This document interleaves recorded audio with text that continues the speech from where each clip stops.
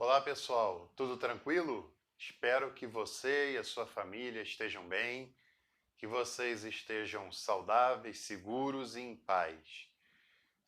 Para você que ainda não me conhece, o meu nome é Jansen Raco Botelho de Melo, eu sou pastor, sou também doutor em teologia sistemática pela PUC do Rio de Janeiro e sou historiador formado pela Universidade Católica de Petrópolis. Tenho trabalhado com a teologia sistemática já há algum tempo e essa nossa disciplina é a Teologia Sistemática número 2, que vai tratar de dois assuntos bastante importantes, não só da teologia sistemática, mas da teologia em geral, que é a antropologia e a amartiologia. A doutrina, o estudo acerca do ser humano e também o estudo sobre o pecado. São dois temas bastante importantes para a teologia sistemática, dois temas bastante importantes para a teologia cristã de um modo geral. E eu espero que você tenha um excelente semestre que está começando, um semestre de muitos esclarecimentos, de muito crescimento pessoal e intelectual. E se você tiver alguma dúvida, entre em contato conosco pelo ambiente virtual de aprendizagem e nós certamente vamos procurar tirar as suas dúvidas e conversar a respeito daquelas dúvidas, daqueles comentários que possam vir a surgir. Basicamente falando, a organização desse nosso semestre ela é feita em duas etapas. Na primeira etapa, que é o primeiro bimestre, a primeira parte desse semestre até a AV1, nós vamos estudar a antropologia, principalmente, mas não só, a antropologia teológica. Na segunda parte desse semestre, no segundo bimestre, né, dessa última parte do ano, nós vamos estudar a amartiologia, a ideia do pecado, tá certo? Entre a AV1 e a AV2. É claro que nessa primeira conversa, nesse primeiro encontro nosso de aula, eu preciso passar para você algumas referências bibliográficas que vão ajudar nos nossos estudos e vão ajudar você não só no estudo da antropologia, mas no estudo da teologia sistemática de um modo geral. A primeira sugestão que eu tenho a dar para você é essa obra que, na minha opinião, é a melhor obra de teologia sistemática traduzida para o português, que é o Manual de Dogmática da editora Vozes. Esse aqui, que está em minhas mãos, é o volume 1. Essa obra é composta por 2 volumes. Estou mostrando o volume número 1, porque esse é o que nos interessa para essa disciplina, porque neste volume, sobretudo acerca da doutrina da criação, está o conteúdo antropológico que nos interessa para esse primeiro momento, tá bom? Então, o Manual de Dogmática da editora Vozes é uma obra em 2 volumes, esse é o volume número 1.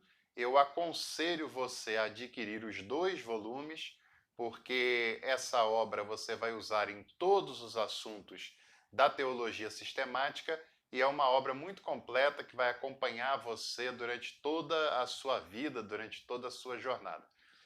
Cada capítulo dessa obra ele é exposto com conteúdo bíblico, com conteúdo histórico e com conteúdo sistemático.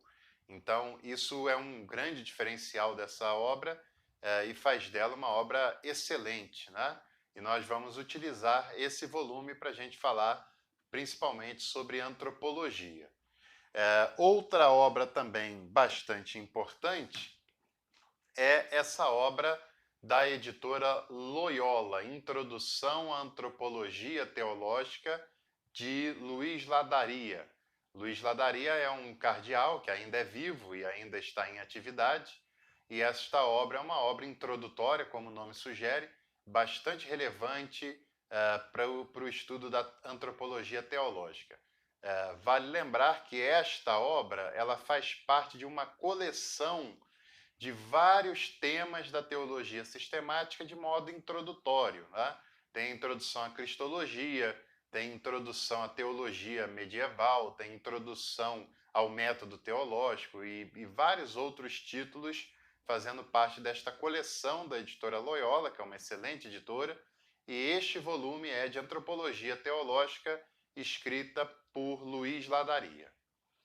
E as outras duas obras que eu quero indicar para você nesse nosso primeiro encontro são obras de um grande teólogo espanhol que vive no Brasil há muitos anos, que eu tive o prazer, o privilégio de ter sido seu aluno na PUC durante o mestrado, que é o professor Afonso Garcia Rubio.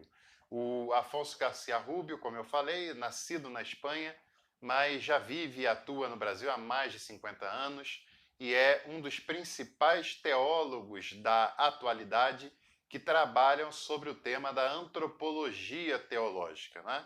Então, um dos seus livros que eu quero indicar é esse livro, que ele é o organizador e um dos autores, O Humano Integrado, da editora Vozes, do Afonso Garcia Rubio. O Humano Integrado porque ele trabalha essa ideia da integralidade do ser como um contraponto à ideia dualista que muitas vezes nós observamos sendo exposta na antropologia teológica mais tradicional, né? E nós vamos falar bastante sobre isso nas próximas semanas também.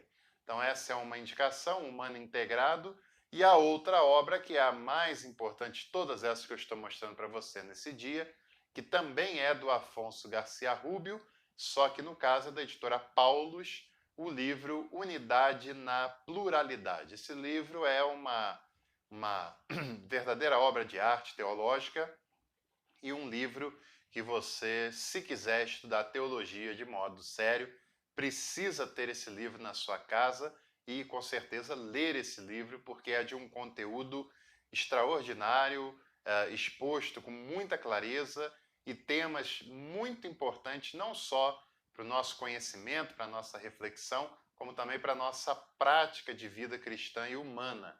A Unidade na Pluralidade, Afonso Garcia Rubio, da editora Paulus, ok? Se você perdeu o nome de algum autor, de algum livro, é só você voltar o vídeo que você tenha a oportunidade de acompanhar. Um outro detalhe que eu quero falar nesse início, né, de semestre, na verdade, outros dois detalhes. Primeiro é que, frequentemente, eu organizo, faço cursos online, né, para qualquer interessado, interessada que queira participar, compartilhar conosco.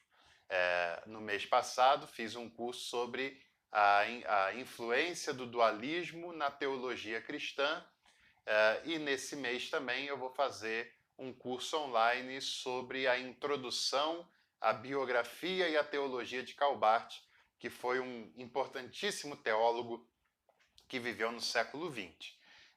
Sem dúvida nenhuma, se você tiver interesse em participar desse curso online, você é convidado, convidada, e certamente ao final desses cursos você ganha um certificado que vai ser usado por você na faculdade como horas complementares para você se formar no final desse processo todo. E o outro detalhe, antes da gente entrar no nosso conteúdo propriamente dito, é que todos os vídeos do nosso portal, eles são postados nos canais de YouTube dos professores, né? Então, este vídeo que você está vendo, ele tem o link no nosso AVA, mas ele se encontra de fato no meu canal no YouTube, que é o Dr. Jansen Racco Café com Teologia. Estou falando isso, claro, você pode acompanhar pelo AVA, vai ter sempre o link que vai te direcionar para o canal, mas também estou falando isso para convidar você a conhecer o meu canal, a se inscrever no meu canal, porque lá tem vários outros conteúdos, não apenas esse conteúdo relacionado à aula e à disciplina em questão. Tem várias aulas de cristologia lá, por exemplo, tem algumas palestras que eu fiz sobre racismo, sobre a humanização de Deus na pessoa de Jesus, sobre o movimento pentecostal. Tem vários vídeos sobre chamado perfil teológico, sobre vários teólogos do século XX, uma introdução às suas vidas e às suas teologias. Tem vídeos devocionais, mensagens gravadas na igreja nesse momento de pandemia, tem conceitos teológicos, enfim, tem bastante conteúdo, inclusive lives que nós já fizemos. Tem uma live sobre a teologia na Segunda Guerra Mundial, feita com o professor Brian Lages. Tem um outro vídeo falando sobre, que foi uma live, né, falando sobre depressão e suicídio numa abordagem pastoral. Tem um vídeo mais recente, uma live mais recente, falando sobre as questões relacionadas à igreja pós-pandemia, o que será dessa igreja depois que a pandemia passar. E também, na semana que vem, eu farei uma nova live, porque semana que vem, na quarta-feira que vem, é aniversário da Escola Bíblica Dominical no Brasil, e nós faremos uma live falando sobre esse assunto tão pertinente, não só do ponto de vista histórico, como também da prática de vida cristã aqui no Brasil. E você, sendo um inscrito, uma inscrita no meu canal, você não só tem a oportunidade de ver todo esse conteúdo, como também toda vez que tiver um vídeo novo, uma live começando, você avisado pelo próprio canal e você pode acompanhar esse conteúdo assim que ele é lançado lá no canal, tá bom? Então, não deixe de conhecer o canal e de se inscrever também lá nesse canal e conhecer todo esse material. Falando sobre a nossa disciplina, você tem aí no seu ambiente virtual algumas apresentações em slide, que na verdade, essas apresentações que eu estarei falando nesse momento, tá bom? Nessa nossa primeira aula. Essa primeira aula nós não vamos entrar propriamente dita na antropologia teológica, mas nós vamos falar sobre um outro assunto introdutório que é muito importante para a nossa reflexão, não só na antropologia, como também como teólogos de modo geral, né? Que é a ideia da antropologia cultural. E eu chamo a sua atenção para que você assista essa aula e participe dela com atenção, porque a antropologia cultural ela tem um conteúdo bastante importante para a nossa produção e reflexão teológica, como também tem um conteúdo importante para a nossa reflexão cristã e missionária, inclusive, né? Então, que você esteja atento, atenta para essa exposição. Qualquer dúvida, você vai ter a oportunidade da gente conversar, da gente tirar dúvidas, e você pode acompanhar certamente aí na apresentação que está postada no AVA, ok? Então, essa primeira parte é uma parte de definições, de conceitos, mas também uma parte em que a gente precisa pensar sobre algumas realidades muito importantes. Então, a antropologia é uma parte importante não só dos estudos da teologia sistemática, né? A teologia sistemática é composta pela antropologia, pela cristologia, pela pneumatologia, pela teologia, soteriologia, eclesiologia e assim por diante. E a antropologia faz parte dessas realidades, dessas disciplinas que são estudadas pela teologia sistemática, né? E esse nome, antropologia, assim como todos os outros exemplos que eu dei dos temas da teologia sistemática, e assim como muitas palavras do nosso vocabulário do português, né, do dia a dia, ele tem a sua origem no vocabulário, no idioma grego, né? Uma vez que o idioma grego e o pensamento grego, de um modo geral, ele formaram a base do pensamento ocidental do qual fazemos parte. E o idioma grego também tem muitas influências no português, e nós usamos, às vezes até sem saber, algumas palavras de origem grega no nosso dia a dia. Hoje, essa palavra antropologia, ela é a junção de dois vocabulários gregos, antropos e logia. Antropos significa ser humano e logia significa discurso racional, pensamento, estudo sobre algum assunto, né? Então, trocando em miúdos, antropologia significa o discurso racional sobre o ser humano, ou o estudo, o pensamento sobre o ser humano. E, naturalmente, é claro que estudar o ser humano a nível teológico é um tema de muita relevância e de muito interesse para a teologia e para a sua formação. Né? O ser humano é um ser criado por Deus, que se destaca nessa criação por ser um ser racional, né? E até porque a teologia ela é um produto de seres humanos. Não é Deus quem faz teologia, né? Não é Jesus quem faz teologia. Quem faz teologia são os seres humanos. A religião, a espiritualidade, a teologia, de uma maneira em geral, é um assunto que está presente na reflexão, na história do pensamento humano desde os seus primórdios. Para que você tenha uma ideia, não há nenhum tipo de relato, não há nenhum registro de alguma tribo, de alguma civilização, por mais distante geograficamente que seja, ou por mais distante cronologicamente que seja, alguma civilização que não tenha tido nenhum tipo de pensamento religioso, metafísico, espiritual, que não tenha nenhuma preocupação com questões como a existência de Deus ou dos deuses, a origem da vida, o destino da vida. É claro que nem todas as culturas elas foram cristãs, monoteístas, judaicas, islâmicas, mas em todas as culturas já estudadas pelos antropólogos até hoje, lá na antiguidade, de milhares e milhares de anos atrás, seja na Ásia, seja na África, na América, seja nas tribos da Oceania, onde você pensar, sempre foram encontradas nessas tribos, nesses lugares, nessas civilizações, elementos relacionados à religião, relacionados a Deus, relacionados aos deuses, à origem da vida, à teologia de modo geral. Então, certamente a religião é um assunto altamente antropológico, até porque ela não é um assunto natural, não é um assunto da natureza, é um assunto da cultura. Os animais, por exemplo, não têm religião, evidentemente. Os animais, as plantas, a natureza, de um modo geral, eles não praticam uma religião, né? Eles não são membros de alguma igreja, eles não têm preocupações com a origem da vida, nem com o destino depois da morte, e nem tampouco têm quaisquer preocupações a nível teológico, evidentemente, porque são seres criados, mas sem consciência reflexiva nesse caso, né? Sem raciocínio lógico nesse caso. Embora os salmistas falam que a natureza, de certa maneira, elas prestam culto de louvor e adoração a Deus.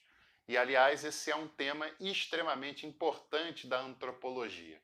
Só há a possibilidade de pensarmos na antropologia quando nós levamos em conta a questão de que temos um Deus criador, né? Aliás, essa é a grande diferença das religiões animistas, das religiões politeístas, para as religiões monoteístas como o judaísmo, o cristianismo, o islamismo. Essa mudança estrutural nas religiões tão grande se dá quando a teologia pensa num Deus criador, né? E conforme o texto da cultura hebraica nos diz, dos Salmos, a natureza como um todo louva ao Criador, né? Ela adora ao Criador, mas é claro que isso não quer dizer que ela tenha uma filiação religiosa específica, né? Então, religião, por ser um assunto cultural, é um assunto intimamente relacionado à história do ser humano, à história da humanidade, né? Estudar o ser humano e suas relações com o mundo criado é muito importante, não apenas para a teologia sistemática, mas para as ciências humanas em geral. E, basicamente, a gente pode pensar que as ciências elas se organizam em duas grandes áreas, né? Que são as ciências naturais e as ciências sociais.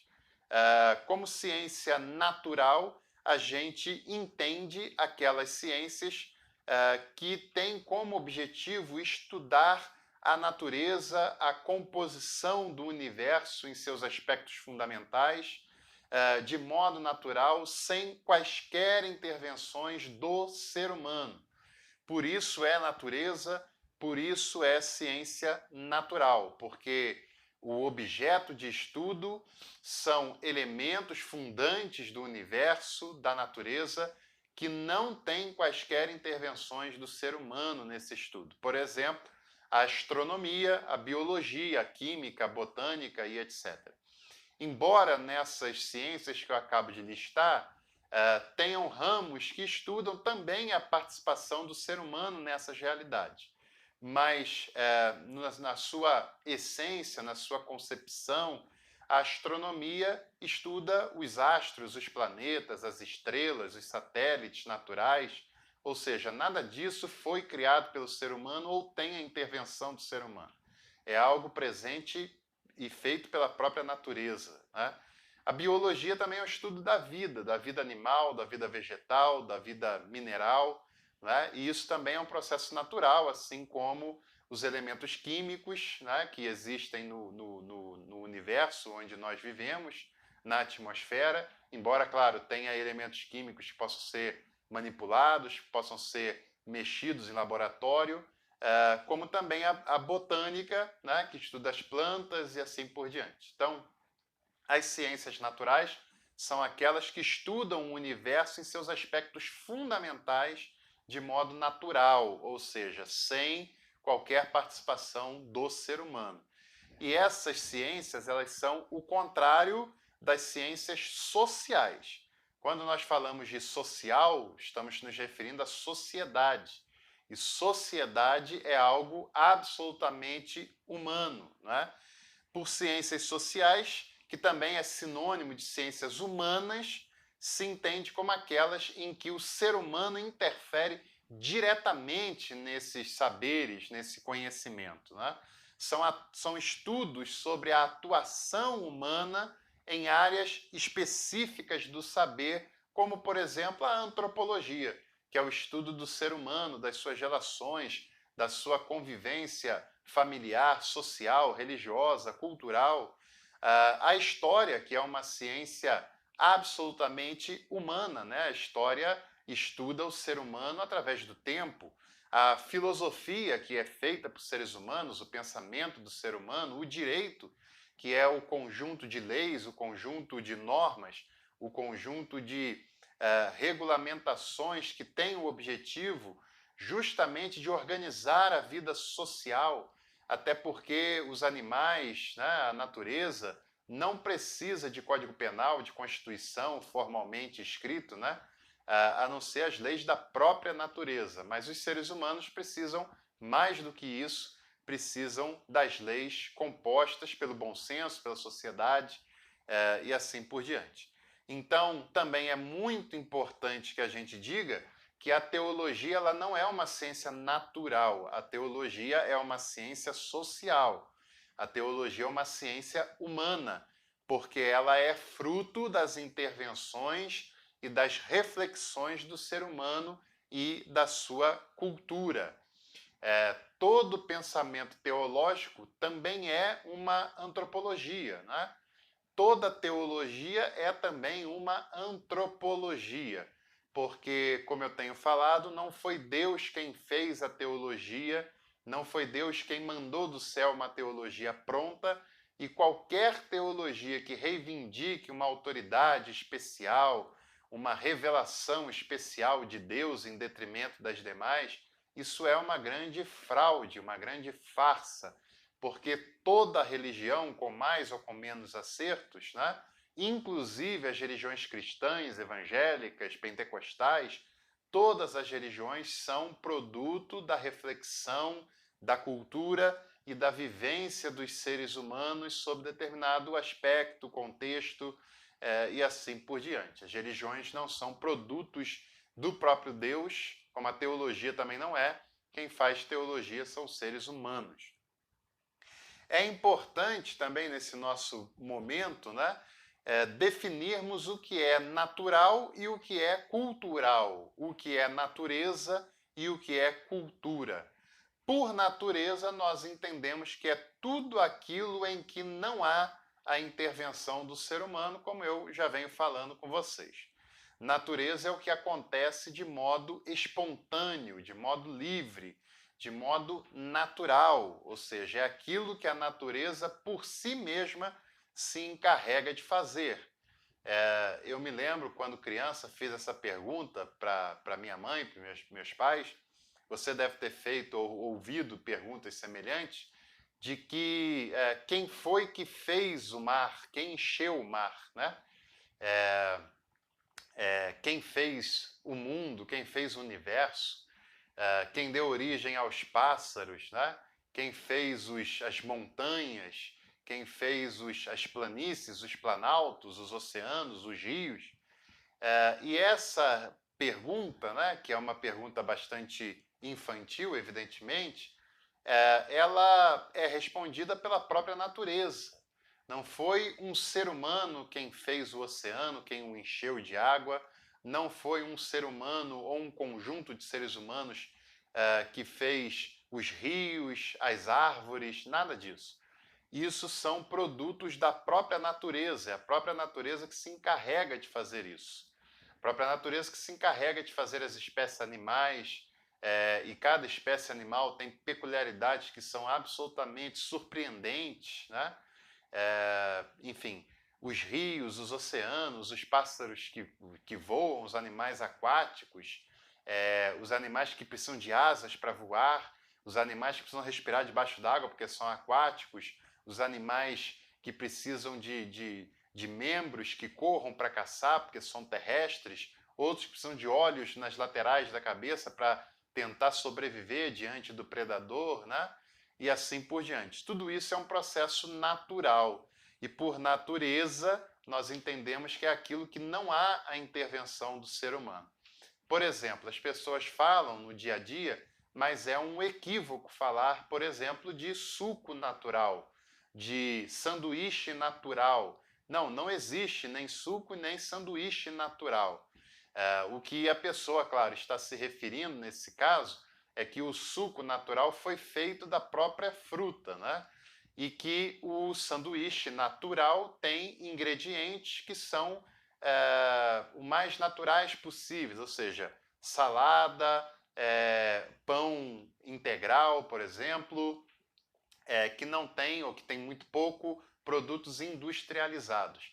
Mas todo sanduíche é um resultado cultural, porque um sanduíche não nasce na natureza espontaneamente, né? Um sanduíche é uma obra do ser humano, é um produto do ser humano, é um ser humano quem faz um sanduíche, né? Não é a natureza, não existe um pé de sanduíche, não nasce um sanduíche no meio do mato, é o ser humano que faz isso. Como também o suco, né? O que a natureza faz são as árvores frutíferas, mas o ato de pegar essa fruta e de extrair dela o seu suco já é um ato humano, já é um ato cultural. E cultura é o contrário do que é natureza. Se natureza é o que é ligado ao que é natural, ao que é livre, espontâneo, o cultural é toda a intervenção do ser humano na natureza. Cultura é tudo aquilo que é produzido pelo ser humano no espaço onde ele vive. E essa cultura, ela pode ser construções, ela pode ser pensamento, ela pode ser reflexão, ela pode ser hábitos, ela pode ser vestimentas, ela pode ser religião, ou seja, tudo aquilo que é criado pelo ser humano no aspecto natural onde ele vive, né? E, claro, por cultura é aquilo que é planejado, é aquilo que é intimamente ligado à atividade humana. Então, natural é ligado à natureza, é espontâneo. Cultural é tudo que o ser humano produz na natureza e onde ele vive, né? E segundo os especialistas, os antropólogos, existe uma metodologia muito importante para estudar as culturas, porque cada ser humano, cada ajuntamento de seres humanos produz uma cultura com elementos próprios. A cultura de uma cidade como Petrópolis não é idêntica do Rio, que não é idêntica de Caxias. Uma cultura do estado do Rio não é igual à do Paraná, do Amapá. A cultura do Brasil não é igual à da Europa, da África, da Ásia. A cultura do século XXI não é igual à do século XVIII, à do século II. e assim por diante, porque todo contexto, toda sociedade, todo ajuntamento de pessoas produz uma cultura. E nessas culturas, por mais diversas que elas sejam, existem elementos comuns, mas existem elementos diferentes uns dos outros. E sobre esse assunto eu continuo falando no próximo vídeo. É só você acessar o link que nós damos continuidade a essa aula.